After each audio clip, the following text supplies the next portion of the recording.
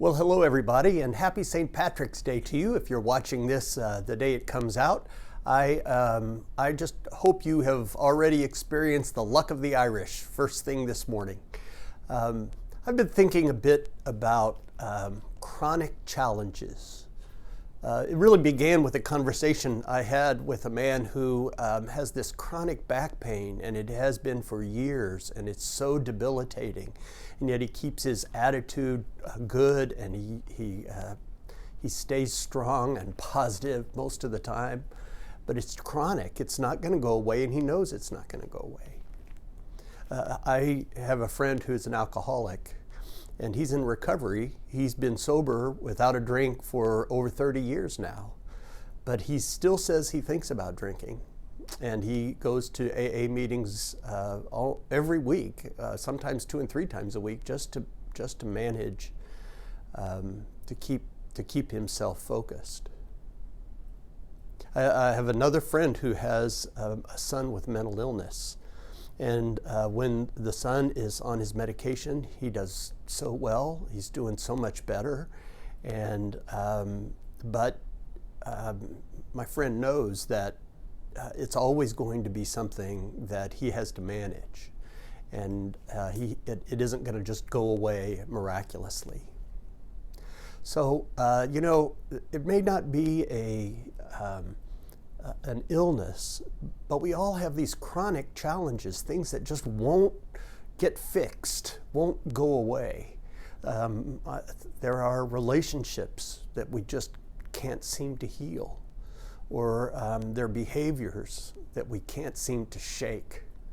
There are circumstances in our lives that we pray to go away, but we're going to be dealing with them all of our lives. They're chronic challenges. You know, Paul says at the end of 2 Corinthians, there's this wonderful, interesting passage. No one's really sure exactly what he's talking about, what the circumstance is, which is great because it allows all of us to apply it to ourselves. This is 2 Corinthians 12, I'm going to start with verse 7. Therefore, to keep me from being too elated, a thorn was given to me in the flesh, a messenger of Satan to torment me, to keep me from being too elated. 3 times I appealed to the Lord about this, that it would leave me. But he said, my grace is sufficient for you, for power is made perfect in weakness. So I will boast all the more gladly of my weaknesses, so that the power of Christ may dwell in me.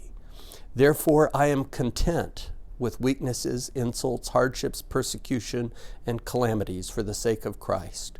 For whenever I am weak, then I am strong. Oh, wow, I wish I could say, I want to be able to say I am content with my chronic challenges, with those things that may never get fixed because they drive me to my knees.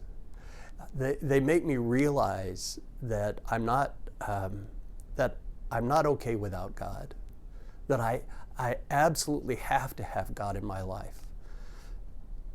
I wonder what your chronic challenges might be, and what steps you might take to say, I don't know if this will ever get fixed, but I'm content because I've got God, and God's going to get me through. God's going to love me through this no matter what.